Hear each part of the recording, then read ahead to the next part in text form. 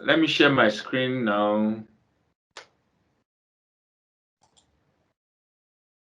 So share my screen. Okay, so can you see my screen? Yeah, I can. You can, Avi. Yeah. All right. So this is a DAW FL Studio. I'm sure you're a bit familiar with it. Don't mind all these things I'm closing. Yeah, Okay. stuff that you know. So a DAW is called a digital audio workstation. Okay. It converts your computer system into a recording console. And what does that simply mean? It means that it gives you all the necessary components that you need to perform the process of production. All right. Back in those days, if you wanted to produce a song, you probably need a very big studio space with a lot of instruments and all of that. But these days, just on your computer in a very small place like a closet, you can produce a world class song. So today I'm going to explain some of the production steps while I'm illustrating how those steps are being performed on a DAW. All right. So I'm going to introduce you to what we call components of a DAW. Now, aside from FL Studio, do you know other softwares, other DAWs? No. Oh, okay. So the other DAWs like Logic Pro, if you're on the MacBook, there's Pro Tools, there is Sony Acid, there's Reaper, there's Ableton Live. So these are different softwares or DAWs, if I may. Another question I have is when you listen to a song, can you tell which DAW was used to make that song? It's quite Well, difficult. It's very difficult to tell. yeah. All right, it's very difficult to tell. That's because most of these DAWs are designed for professional purposes. All right, you're not supposed to be able to say, oh, when there's these popular arguments and they say, oh, producing on Pro Tools is more professional than producing on FL Studio. Everything boils down to uh, the user interface for you. Which one is more user friendly to Okay. you? All right, which one you have in-depth understanding of how to use the tools. But the truth of the matter is, all these DAWs, they all contain the same basic components. They are like cars, all right? Is it when you drive a Toyota car, when you learn how to drive with a Toyota car, do you need to go and learn how to drive Honda or how No. to go and drive? You don't have to learn any other type of car. It's the same thing with DAWs. So today I'm going to show you how to use these DAWs regardless of the one you want to use. I don't impose FL Studio on my students. In fact, I usually tell them to try to use any other software aside from the one I illustrate to them in class. So I'm going to be showing you how to use these DAWs how to work across any DAW. All right. So I'm highlighting the components of these softwares and what we use them for. All Okay. right. So on my screen, you see that you have like a graph, and don't let me start with that. Let's start on a fresh template. All right. So let's say we want to work on a song. Okay. What's the first thing that we do when we want to start a song? Let's assume we already know the kind of song we want to do, R&B or Fuji or hip hop or whatever. What's the next step that we take when we've decided on the kind of song we want to make? I'm looking for the instrument. Thank you. We begin to select an instrument. All right. So basically, every DAW must give you an interface to select an instrument. Some of these instruments are also called VSTs. Have you heard of VSTs before? No. Okay, so I think you should jot it down. So you could go online and then download some VSTs. All right, VST. There are some VSTs that you might like to use that does not come with your embedded in your software like FL Studio. Most of the instruments I use are VSTs. I have a set of VSTs that I like to use across any software I'm working on. All right, all I need to do is just to install the VST into the software. you should know that every DAW allows you to select or create an instrument. All right, instruments are called sometimes MIDI tracks, sometimes instrument tracks, depending on the software you are working on. So you always have an option of, you see that there's an add button here. You can see my screen, right? Yeah. Yes, add button. When you add, you see that there's what on the add, there's a drop down of various what instruments. So let's take for instance, these instruments here are grouped. All right, let's take for instance this bass drum. If I select this bass drum, okay, this is it. You can see that it has selected, it has added the bass drum to the list. It Okay. has added the bass drum to the list of instruments. Already here is a list of instruments that actually I didn't make this song. I mixed it. I was working on the mix. So this is a list of the instruments that the client used. All right, this is instruments the client used on the song. So every DAW allows you to select or create an instrument track. Your tracks can either be MIDI tracks or live tracks. MIDI tracks is if you are trying to create like a composition using your MIDI keyboard. Like if I want to play something now, all right, and I want to capture it as MIDI, I will create a MIDI track. Okay. So this step sequencer here allows you to create what MIDI tracks. The audio tracks are also listed. You can see here there's audio section. These are various audio tracks that was created. All right. So, Yeah. and then this is a list of everything, both your audio tracks and your MIDI tracks. So there's a drop down here that shows you unsorted, which can be your MIDI tracks only. And then there's audio tracks if you want to have a view of only your audio tracks. So all the tracks you are created are shown here on what we call, here is your channel rack. Channel rack, or sometimes they call it step sequencer in older versions of FL Studio. It's called a step sequencer. All right, and then to view it, if you want to be familiar with FL, this is what you click on. When you are done selecting all the instruments, the next thing you want to do is you want to capture your instruments, right? You want to record them. The next component is your transport control. Transport control. Your transport control contains your play, stop, and record button. Your transport control is used to initiate playback and recording. Playback is when you want to play back what you have. Recording is when you want to capture your performance. It does that on what we call a timeline. Your playlist or timeline is a graph of tracks against time. This is where all your arrangement is done.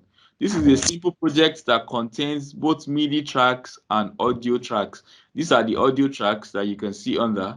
You can see that they look slightly different from the MIDI tracks. The MIDI tracks looks like lines and dots. Can you see? It looks like Yeah. lines and dots. And then these are your audio tracks. All right. So this is your playlist and timeline. Every software that you use has a playlist.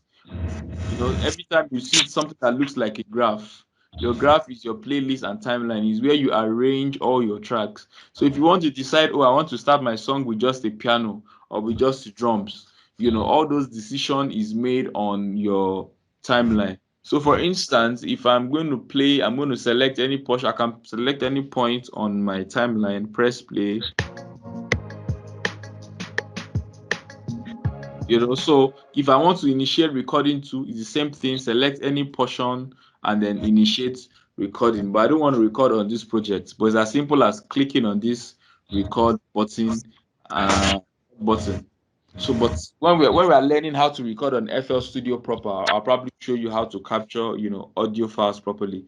But I'm just giving you an overview of the interface of FL Studio. So this is a graph of your timeline or playlist is a graph of tracks against time. All right. So that's how you create all your arrangements. So the next thing, when you're done capturing your performance, the next thing is you probably want to mix your song, right? You want to mix your song. So that brings us to another component that you find on DAWs, your mixer. Every DAW contains a mixer. Mixer is used to sum up all the tracks that you have recorded into a pair of stereo track. everything that you've recorded is must come out from your master track. How did I get to the mixer? By clicking on this button, view mixer. Can you see? Okay. All right, by clicking on this button, then you can maximize it by clicking on this, just to maximize it in case you cannot see. Okay. All right, so you will notice that all my tracks already have like a number in front of it. All these numbers indicate which channel on the mixer that is routed to. For instance, let's take this instrument, for instance, this Nexus instrument. This Nexus now is a VST. You will not find it on your FL Studio. All right, it's a VST that I installed on FL Studio. So now this Nexus is inserted into track 21 on the mixer. If you want to insert the track into the mixer, just put your mouse cursor here, and then you can select the number that you want. Are you seeing that? If you are not seeing it well, look at the green lines. When I'm clicking, you see that it's following wherever I am. It was on 21 before. Now it's on 20. It's on 21. Now it's on 22. It's on 23. So, but the Nexus instrument was put into 21. So that way you route all your sounds into the mixer. You notice on this project, I did not route everything into the mixer. The reason is because all these ones I did not route, I probably did not use them. You notice that they are muted.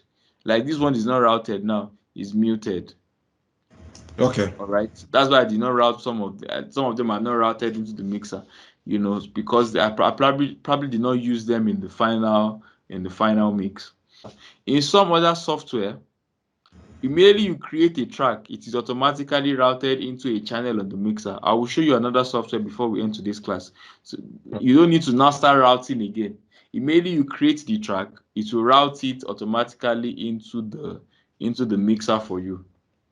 So now you know that every software must contain what? A transport control. It must contain what? Your audio and MIDI tracks. Okay. That you can create. Then it must also contain a mixer. We have talked about 3 components. Now, the 4th component we are talking about is your signal processors. Your signal processors are used to enhance your recordings. All right, signal processors like I'm sure you've heard of maybe auto-tune before, equalizers. When we get to the auto signal processors, I will explain in depth each and every signal processor that we have for you. But signal processors is the general term to describe all those things: your EQ, your compressors, your limiters, your reverb, your delay. All of them are called what? Signal processors. All right. And signal processors are inserted into the mixer. So what you need to do is you select any channel that you want to insert a signal processor on, and then you can see that here, for instance, an EQ is inserted here into this channel on the mixer. A reverb is also inserted into the mixer. Are you seeing that? If I want to insert another signal processor, all I need to do is click on this arrow here, and then I can insert any signal processor that I like. You can see that there are different categories of signal processors. Okay. Right? So I can insert any, if I wanted to insert another reverb, maybe I can insert a fruity reverb too. You can see that what? It pops up. So this is where my signal chain is for my processors. I have over 10 slots available for me on each channel on the mixer. All right, so let me delete this because I probably don't need it. So every DAW must have what? Signal processors that are used to enhance your recording. For instance, let me try to maybe solo this sound and see if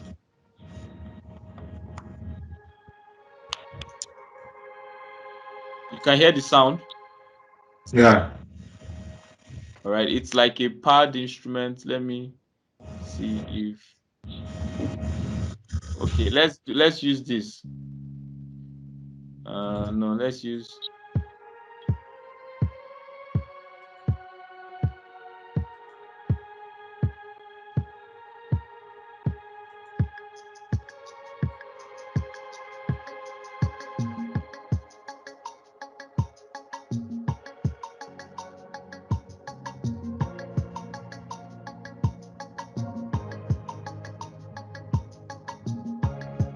All right, so let me solo and one single instrument, and then for instance, this is the kick.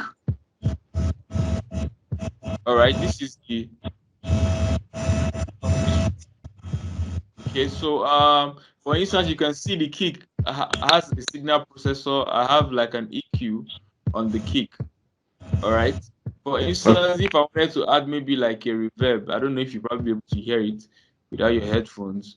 If I added a reverb to it, can you hear the reverb sounding?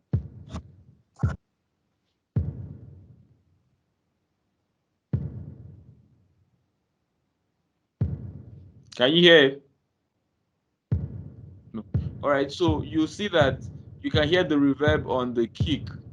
All right. So this is where you insert your signal processors. But adding reverb on a kick is a very wrong thing to do. I'm just using it to illustrate to you. So I can delete my reverb on it. So you have the actual reverb. You see that across every track that I created, all right, I had signal processors on it. You know, on this I had an EQ, I had a reverb, I had a stereo enhancer to it. You know, so this is me using signal. This is me using signal processors. All right, on my on the project. I think I have a video that showed you like a before and after of a mix that I did. You know, probably I would send it. You know, so my signal processors is what I use to enhance the recording. That's why it will probably sound good. Before the signal processors, everything will sound probably dry. But with the signal processors, is going to sound a bit exciting and lively. So let's move on to the next thing. Let me turn on the sounds back.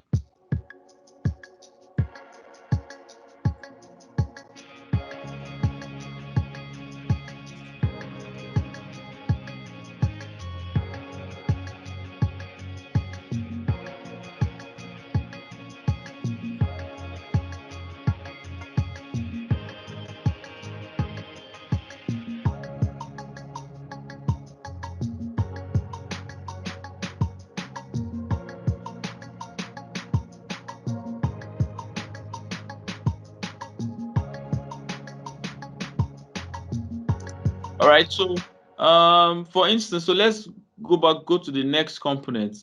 The next component that every DAW must have is your MIDI editor. Remember that we said that we captured MIDI tracks. All right. Your MIDI editor allows you to be able to edit any MIDI instruction that you record. For instance, this is a MIDI track on pattern 2. For instance, let's come to pattern 2, and then let's see, we have a MIDI track here. Okay, let's go to pattern 3 that has like a string, so that you probably, this is like your, so if you want to open the MIDI editor, you can right click and click on piano roll. Are you seeing that? This is a MIDI editor. MIDI editor allows you to edit the MIDI instructions that you sent. You can change the notes, you can extend it, you can transpose the whole thing. So there are different things you can click if you want to. So MIDI editor allows you to edit your MIDI instruction.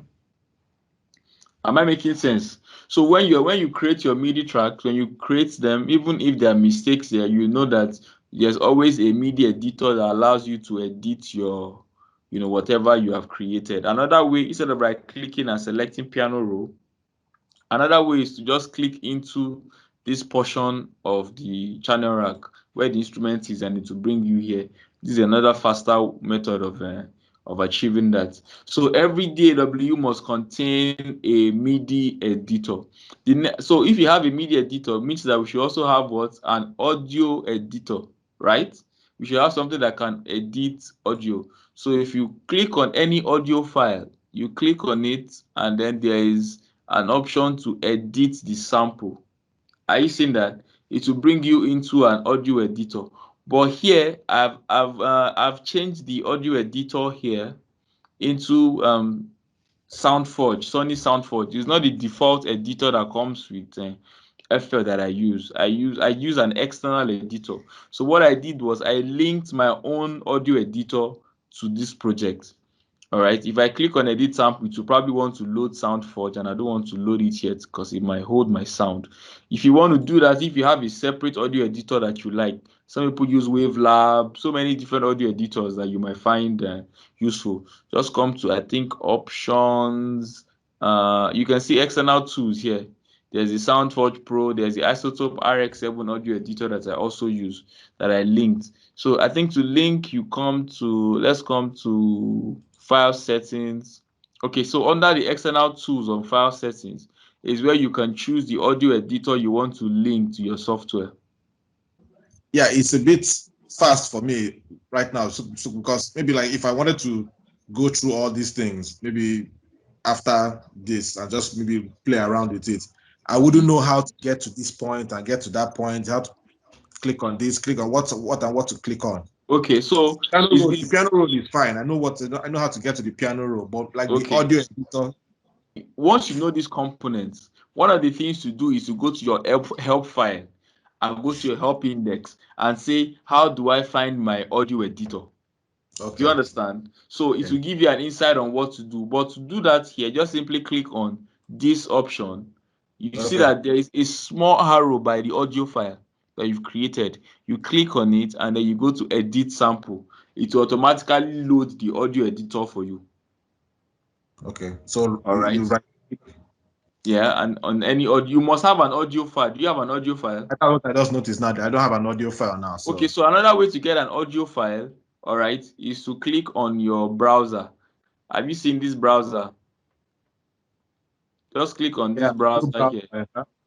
All right. On that browser, click on any of the sounds that you have on the browser. You have like maybe under packs. yeah. Have you seen packs? All right. So you can come to, maybe there's a section for voices or something. Let's come to maybe Vocals. loops. What? Is it vocals? And if you have vocals, yeah, you can. Yeah, let's go to vocals. All right. Okay. Are you seeing that? So you Yeah. can click, hold, and drag any of the vocals into your timeline like this. And you click and hold the click and drop it on your timeline. Are you Okay. seeing that? All right. So you probably have to zoom in a lot more for it to be visible, because it's very, for me, it's very small. Are Yeah. you seeing that? So I'm zooming in. So now I have this arrow. You cannot click on edit sample. So try and do that and let me know if you're able to achieve that. So I've just put it on the channel rack. All right. You put, you don't put it on the channel rack. You put it on your playlist and timeline. That On the graph. playlist. Oh, okay. Okay. So once it's there, click on that small double arrow that is on the audio file, and it will give you a drop down and you see edit sample.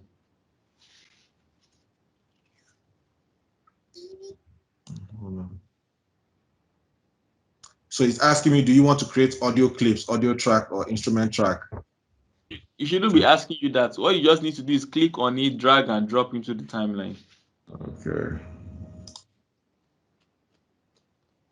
Okay. Now I've messed it. Oh, okay. Audio. So sorted. Okay. So, all right.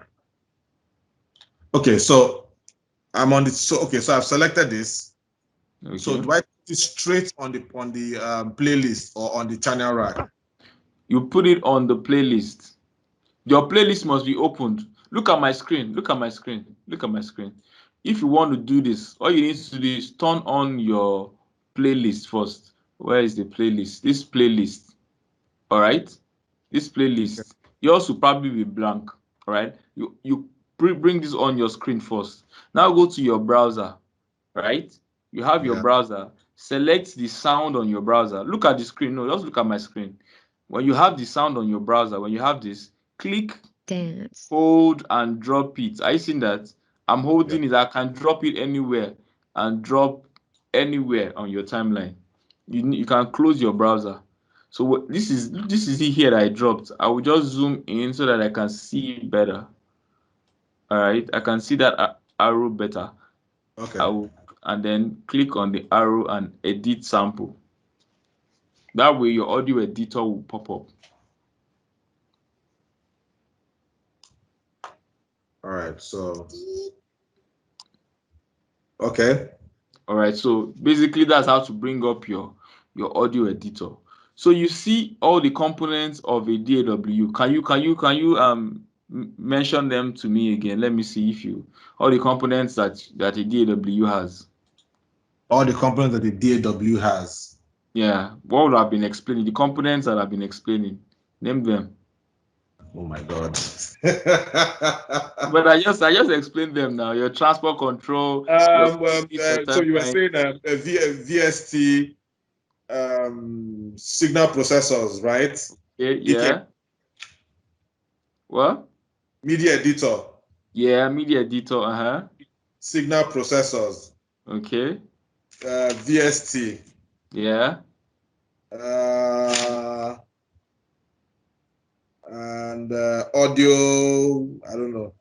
Your mixer, your playlist, your transport control, your Oh, that's mixing. what you're saying. Oh, Yeah, your media editor, your audio editor, all these components that all the a components that DAW I have here. Just is all the components that make up the software, all the okay. things that are going to use. The piano roll, the playlist, the Exactly. channel rack, the The channel. mixer. Yes. So those are all the components that you find in every DAW. All right, so let's close FL Studio and then let's take one other DAW. So let's try to use this principle that we have just learned. Let's try to work around another DAW. Okay, so let me share my screen. Can you see the Sunny Acid? Yeah. Just watch. Don't do anything. Just watch. All right. So let's open a file, new project. And click on OK. Okay. So we have a fresh project. So when you see this interface, you see that it looks quite different from FL Studio. It's not your. It doesn't. It has a different interface. This one is a lot brighter. It looks a lot simpler. But some things are similar. For instance, I can see like a graph. All right. So I'm having an idea that this is my playlist or timeline, but I'm not sure. But there's one thing that is common with playlist and timeline, which is your transport control. Your transport control is used to initiate recording or playback on your playlist and timeline. And looking at my transport control here, this is my play, stop, record. Are you seeing that? This is Yeah. my transport control. If I press play, you can see that is moving on my playlist and timeline. So I found two components. I found my transport control. I found my playlist and timeline. All right. So if you want to create an instrument, all you need to do is come to File and no Insert, and then you can insert an audio track or a MIDI track. All right. You can insert an audio track or a MIDI track. So let's insert the two. Let's insert one audio track and then let's insert one MIDI track. All right. So here this is more like this section here looks more like your channel rack on FL Studio. But this channel rack is attached to your playlist and timeline. Then you have your mixing console. This is your mixing console already. But you see that in this case here now, your mixing console is automatically created. Your each track is automatically linked to the mixer. For instance, if I create one more track, let's insert another audio track. You see that what is increases on the mixer. So it's not like FL that you start linking. This one is automatically linked for you. So this one is simpler, but there are a lot of software that use this principle that you don't have to route the instrument that is automatically routing to the mixer. So if you want to probably record just click on an audio track, enable for recording, and then you press your record button. You can record from anywhere on your timeline. Let me say I want to record from here. I press record. Mic check 1 2, mic check 1 2, mic check 1 2, mic check. So you see that what I've just created an audio track. Then I disable, you can move it across anywhere on your timeline. So to bring up your audio editor, all you need to do is right click on it, and then you click on event clip here, and you can see that I can edit the audio in SoundForge. All right, I linked my SoundForge also to this, so that I can, because that's the audio editor I like to use. So I linked my audio editor to this too. So if I click on this, it will bring up my audio editor. All right, that's the reason why I use external audio editors, because it allows me to work across other platforms. All right, so that's your audio editor. For your media editor, how you bring that up here is you click on enable inline media editing. Can you see that? Look at Yeah. where my mouse cursor is. It shows you this enable inline media editing. All right, if you click on it, what shows you? It shows you your piano, and then if you draw out anything like this, it allows you to. Are you seeing that? So it's the same thing. You can extend the length, you can reduce it, you can transpose notes, you can do whatever you like. So this is your media editor. Are you seeing that? So Yeah. this also allows you to play anything you want to play with on your piano. So this is more like your piano roll, sorry, on FL Studio. Are you seeing that? But you see that this one has a different way of bringing it up and all that. So that's your piano roll. You can do the.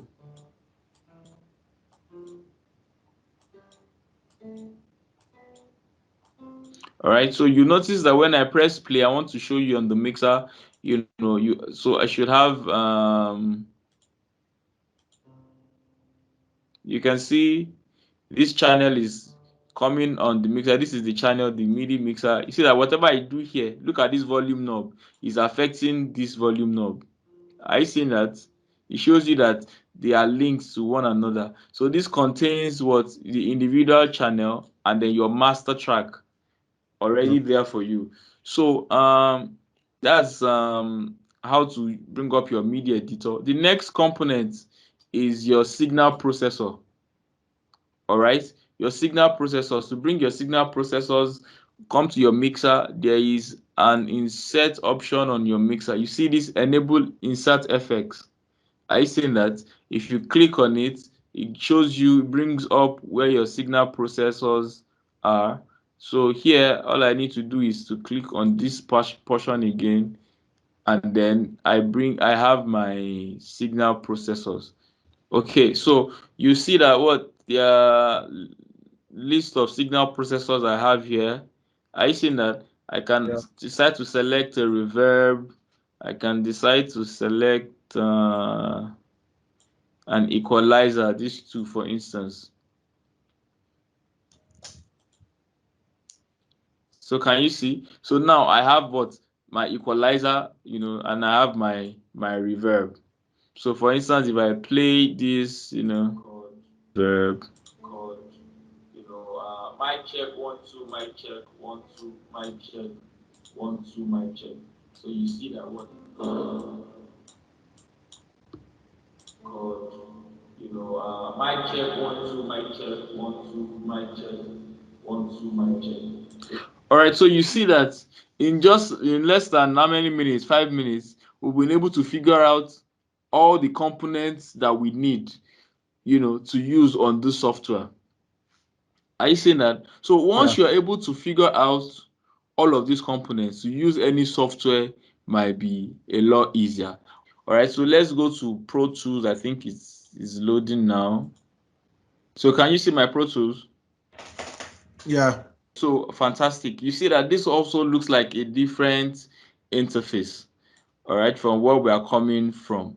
So the first thing is let's look for the components. Let's look for, you see that this looks like what? Like your graph. All right, can you see this that I'm moving? All right, so this is your transport control. If you are not sure, there's a way you come to your window and then there's transport. Can you see transport? If you click on it, it brings up your transport control. Contains your play, stop, and your record button. All right, so this is your transport control. Let's bring up your timeline. Let's come to edit back. Okay, this is supposed to be it. All right, so this is my playlist and timeline. I seen that. So when I click on play, you see that it's moving on my transport, my playlist and timeline. This is my transport control. So if I want to create a track, all I need to come to track, click on new track. Maybe I want to create a new audio track, click on create. Are you seeing that it has created one new track for me? Let's come to track again, click on new. Let's create an instrument track this time around, and then click on create. You see that it's creating more tracks. All right, and then another window, I can come to my mixer, my mix. You see my mixer, you see that what my mixer already has, what, two tracks on it. Are you seeing that? So what if Yeah. I'm creating a track here, is automatically popping up here. Let's come to another track. Let's come to new. I can, this one even gives more option of creating a stereo track if I want to. So a stereo track of maybe master fader track. Now, Yeah. master fader track, I click on create. You see that what it now has what, three tracks, and then I have my three tracks on my playlist. All right. So what's the next component is your MIDI editor. All right. So let's select this instrument now. Come to window. You can see that there's a MIDI editor. If I click on it, you can see that your media editor has popped up, where you can do the same thing that we do on FL Studio. I see that. So this is like your piano roll for on Pro Tools. All right. So that's your MIDI editor if you are looking for it. The next, your signal processors, right? You insert your signal processors on your mixer. So if you click on insert like this, you can come to your plugin. You can see your EQ, your reverb, your delay. Are you seeing that? So if I Yeah. wanted to select an EQ, I can select this equalizer, on it. You can see that this is my EQ. This is EQ. You can select a reverb, you know, select reverb. Okay, I can also insert plugin other instruments. I can also insert instruments that I want. All right. Remember, I said that you should be able to select instruments. So this gives you the option of the instruments that you can select. These are some of the instruments that I can select. Let me create a new track, mono audio track. Let me select a MIDI track. Let's see. Okay, MIDI track. No, MIDI track doesn't give me the option I'm looking for. So click on new, come back to the instrument track. But this time around, let's make it a stereo instrument track. Let's click on create. All right, so here I can insert my instrument. Let's see. Let's come to multi-channel instrument. These are instruments that I can select. Instruments, these are as now I'm trying to make sure it doesn't crash the project. So let me try this EZ drummer stereo. Let's see.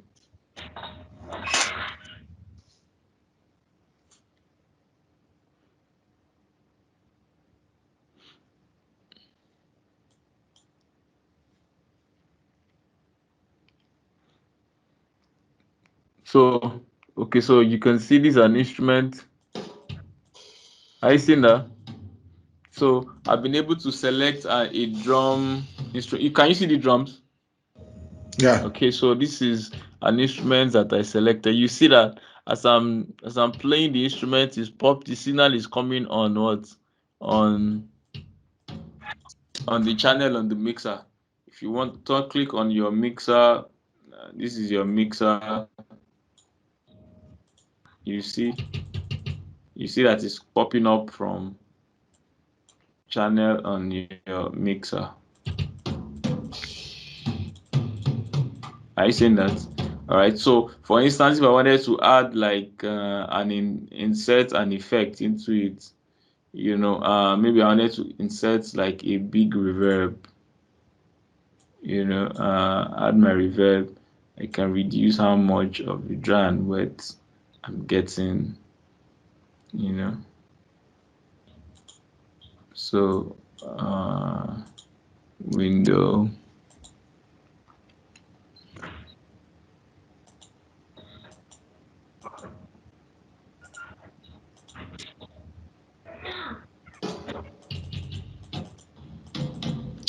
Did you notice that there's more reverb on it now because of the reverb effect I added?